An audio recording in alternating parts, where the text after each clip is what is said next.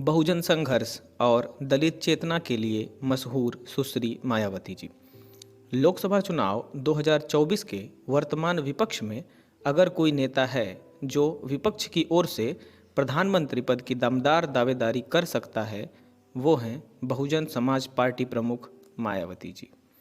और ये बात सभी बेहतर रूप से जानते हैं कि मायावती की छवि ईमानदार, साफ, कुशल प्रशासक के साथ साथ समाज के अंतिम पायदान पर खड़ा व्यक्ति भी शोषण के खिलाफ उनको अपना सिपाही मानता है। दलित चेतना के लिए मशहूर मायावती जी का जन्म 15 जनवरी 1956 में हुआ और समय का चक्र देखिए कि उनके जन्म के तकरीबन 11 महीने बाद यानी 6 दिसंबर को बाबा साहेब को परिनिर्वाण की प्राप्ति हुई। जैसे बाबा साहब निश्चिंत हो गए हों कि चलो कोई तो जिम्मेदारी संभालने वाला आ गया है और अब मैं अपने अंतिम सफ़र पर आराम से जा सकता हूँ। छात्र जीवन से लेकर आज तक का उनका सफ़र कुमारी मायावती से बहन जी बनने तक का है।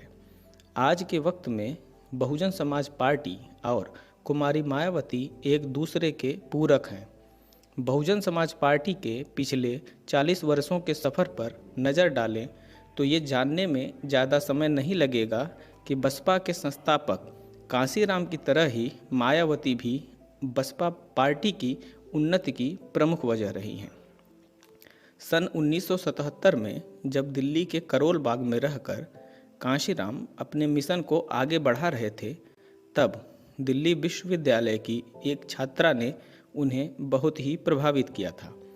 प्रतिष्ठित दिल्ली विश्वविद्यालय के लॉ फैकल्टी की 21 वर्षीय छात्रा अनुसूचित जाति के अधिकारों व सम्मान की लड़ाई की सोच वाली एक युवा थी, जिससे कांशीराम के आंदोलन को धार मिली। ये युवा छात्रा ही मायावती थी। जब मायावती सिविल सेवा परीक्षा की तैयारी कर रही थी, अपनी आत्मकथा में मायावती ने लिखा है, मेरे विचार और लक्ष्य समझते हुए कांशीराम जी ने मुझे समझाया कि तुम्हारे अंदर कलेक्टर बनने की काबिलियत है और नेता बनने की भी, लेकिन अगर तुम नेता बनी तो ऐसे कई कलेक्टर तुम्हारे पीछे फाइलें लेकर खड़े रहेंगे।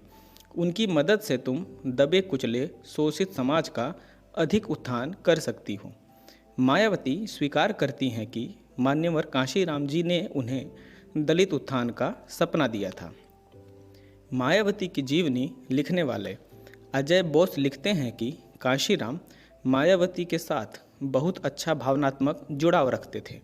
कांशीराम का गुस्सैल स्वभाव, खरी खरी भाषा व ज़रूरत पड़ने पर हाथ के इस्तेमाल पर मायावती की तर्कपूर्ण खरी खरी बातें भारी पड़ती थी। समान आक्रामक स्वभाव वाले दलित चेतना के लिए समर्पित इन दोनों लोगों के काम का अंदाज जुदा होते हुए भी एक दूसरे के पूरक थे। जहां कांशीराम लोगों से घुलना मिलना, राजनैतिक संघर्ष और गपशप में यकीन रखते थे, वहीं मायावती की अलग विशेषता थी। वह अंतर्मुखी रहते हुए राजनैतिक बहसों को समय की बर्बादी मानती थी। मायावती का ये अंदाज आज भी बरकरार है। वो आज भी चुपचाप अपना काम करती हैं। राजनीतिक अटकलबाजियों में ना वो तो खुद को शामिल होती हैं, ना ही पार्टी के कार्यकर्ताओं को शामिल होने देती हैं। 80 के दशक में जब वे आम अध्यापिका थी, तब भी वे अपनी शख्सियत के मुताबिक पूछा करती थी, अगर हम हरिजन की औलाद हैं तो क्या गांधी शैतान की औलाद थे? अपने इसी तेज तर्रार व खरी तेजाबी जुबान से जब उन्होंने वर्णवादी व्यवस्था को मनुवादी कहकर हिंदी भाषी क्षेत्रों में लताड़ना शुरू किया, तो वर्षों से दबे हुए दलित समाज ने उन्हें अपनी आवाज़ और अपने लिए युद्धरत एक सिपाही को मायावती के रूप में पाया। उस दशक में सिमटे रहने वाले दलित अधिकारी और दलित नेता अब आज़ाद महसूस कर रहे थे और 80 के दशक का हरिजन राजनैतिक चेतना को प्राप्त कर कब दलित बन गया, उसे पता ही नहीं चला। मायावती को समझने के लिए उनकी आत्मकथा मेरा संघर्षमय जीवन एवं बहुजन समाज मूवमेंट का सफ़रनामा के पन्ने पलटने होंगे। हर चेतना संपन्न दलित की तरह मायावती भी दलित आंदोलन की पहली समझ बाबा साहेब डॉक्टर अंबेडकर की जीवनी और उनकी किताबें पढ़कर आई। इन किताबों से मायावती का पहला परिचय उनके पिताजी ने कराया। मायावती अपनी आत्मकथा में लिखती हैं, तब मैं 8वीं कक्षा में पढ़ती थी।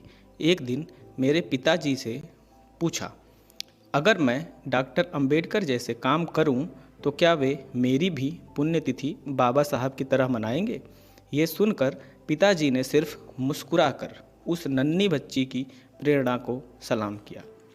मायावती के विरोधी भले ही उनको लेकर मनगढ़ंत कहानियाँ गढ़ते रहते हैं और उनकी तानाशाही का आरोप लगाते रहते हैं, लेकिन मायावती का राजनैतिक जीवन इतना आसान नहीं रहा है। मायावती पहले बाम सेफ यानी all India backward and minority communities employ federation और फिर DS4 यानी द दलित शोषित समाज संघर्ष समिति में सक्रिय हुई। दोनों संगठनों की स्थापना क्रमशः 1978 और 1981 में हुई थी। उस समय इन संगठनों से मायावती का जुड़ाव यह साबित करता है कि सत्ता पाना उनका साध्य नहीं था, बल्कि मात्र एक साधन था जिससे लक्ष्य यानी दलित उत्थान को और आसानी से पाया जा सके। यह वह समय था जब दलित आंदोलन का कोई भविष्य नहीं दिखाई देता था। कोई मानने को तैयार नहीं था कि बहुजन आंदोलन कभी सफल भी होगा। मायावती आज जिस मुकाम पर हैं, वहां तक पहुंचने के लिए उन्होंने कड़ा संघर्ष किया है। निजी जिंदगी में और परिवार के स्तर पर भी उन्होंने बहुत तकलीफ़ें सही हैं। 1984 में बहुजन समाज पार्टी का मायावती सक्रिय राजनीति में उतरी, लेकिन पिताजी उनके राजनीति में जाने के विरोधी थे। पिता ने कहा कि अगर कांशीराम का साथ नहीं छोड़ा तो उन्हें परिवार से अलग कर दिया जाएगा। अपनी आत्मकथा में मायावती लिखती हैं, पिता जानते थे लड़की घर छोड़कर नहीं जा सकती। उन्होंने मुझ पर दबाव भी बनाया, लेकिन मैंने उनकी एक नहीं सुनी। इसके बाद मायावती ने घर छोड़ दिया। उनका साथ दिया उनके बड़े भाई ने। वह कहती हैं कि मैं भाई के साथ अलग कमरा लेकर रहती थी। कमरा कांशीराम जी ने ही दिलवाया था। जल्द ही लोगों ने दुष्प्रचार शुरू कर दिया। लोगों की छोटी सोच से लेकर लोगों के ताने भी सुने। खुद कांशीराम ने लिखा है कि राजनीति में प्रवेश करते ही मायावती की बेहिसाब मुश्किलें शुरू हो गई थी। अपनी पहली राजनीतिक जीत के लिए उन्हें कई साल का इंतजार करना पड़ा। 1984 में बसपा के संगठन के बाद मायावती ने कैराना से चुनावी सफ़र शुरू किया। इस मुकाबले में जीत तो कांग्रेस प्रत्याशी की हुई, पर मायावती ने भी अपनी दमदार उपस्थिति दर्ज कराई। इस चुनाव में मायावती ने 44,445 वोटों के साथ तीसरा स्थान प्राप्त किया। फिर आया 1985 का बिजनौर उपचुनाव। इस चुनाव में वह 61,504 वोटों के साथ तीसरे स्थान पर रही। मायावती को चाहने वालों की तादाद बढ़ रही थी और साथ ही वोटों की संख्या भी। 1987 में हरिद्वार सीट से 1,25,399 वोटों के साथ वह दूसरे स्थान पर रही। लगातार आंदोलन और प्रयासों के बाद 1989 में बिजनौर से 1,83,189 वोटों के साथ वे पहली बार संसद में चुनकर आई। 1984 में उन्होंने नारा दिया, BSP की क्या पहचान, नीला झंडा हाथी निशान, बाबा तेरा मिशन अधूरा, मायावती करेंगी पूरा। 1993 में सपा व बसपा गठबंधन कर मिले मुलायम कांशीराम हवा में उड़ गए जय श्री राम का नारा दिया। लगा भाजपा के पूरे राम मंदिर आंदोलन को धूल चटा। सवर्णों के धर्म व राजनैतिक आंदोलन की रीढ़ ही तोड़ दी गई हो। कांशीराम की तरह वे उत्तर प्रदेश से बाहर की नहीं थी, वे यूपी की बेटी थी, वे दलित की बेटी थी। मायावती की इसी जमीनी पकड़ और आक्रामकता के चलते 1989 में बसपा महज 2 लोकसभा सीटों पर 9.9% मत से बढ़कर 1999 आते आते 14 सीट और 22.8% मतों पर पहुंच गई। 1995 में भाजपा के साथ हाथ मिलाकर यह दलित की बेटी पहली दलित महिला मुख्यमंत्री बन गई। यह देश के अलावा देश के बाहर के लोगों के लिए भी एक अचंभे की बात थी। यह वह वक्त था जब मायावती विश्व के फलक पर अचानक एक कद्दावर नेता के रूप में उभरी थी। उनकी इन्हीं उपलब्धियों को बदौलत प्रतिष्ठित न्यूज वीक पत्रिका उन्हें दुनिया की 8 सर्वाधिक ताकतवर महिलाओं में शुमार करती है। मुख्यमंत्री का पद संभालने के बाद उन्होंने बहुजन नायकों और बहुजन हितों पर खासा ध्यान दिया। मायावती ने अंबेडकर ग्राम योजना लाकर अनुसूचित जाति बहुल गांवों में सरकारी निवेश को बढ़ावा दिया। थानों में दलित अधिकारियों की नियुक्ति कर दलित उत्पीड़न पर रोक लगा दी। वह दलित महापुरुषों के नाम पर नए जिले घोषित कर दलितों का मनोबल भी बढ़ाया। वे बेहतर जानती थी कि सारा खेल तो मनोबल का ही है। तब से ही दलितों के साथ ही पिछड़े वर्ग में भी मायावती का खासा प्रभाव रहा है। एक रिपोर्ट के अनुसार 1996 में बसपा को 27% कुर्मी, 24.7% कोयरी वोट मिले थे। पिछड़ों की राजनीति करने वाली पार्टियां तो मायावती और बसपा के बढ़ते कदम से इतनी बौखला गई कि उनके गुंडों ने मायावती पर हमला तक कर दिया। विपक्षी पार्टी के कुछ लोगों द्वारा गेस्ट हाउस में मायावती के ऊपर किए गए जानलेवा हमले में मायावती को सवर्ण नेताओं खासकर ब्रह्मदत्त द्विवेदी ने ही बचाया था। उसके बाद 2005 में बसपा में भी अपने अंदर सवर्ण नेतृत्व को उभारना शुरू कर दिया। वहीं यूपी के महाधिवक्ता बनाए गए सतीश चंद्र मिश्र ने मूर्त रूप दे डाला। मायावती द्वारा सवर्ण और ब्राह्मण नेताओं को ज़्यादा महत्व देना, काशीराम द्वारा बनाया गया 15 बनाम 85% का बहुजन सामाजिक समीकरण अब 25% दलित, 9% ब्राह्मण और 20% अति पिछड़ा हो गया था।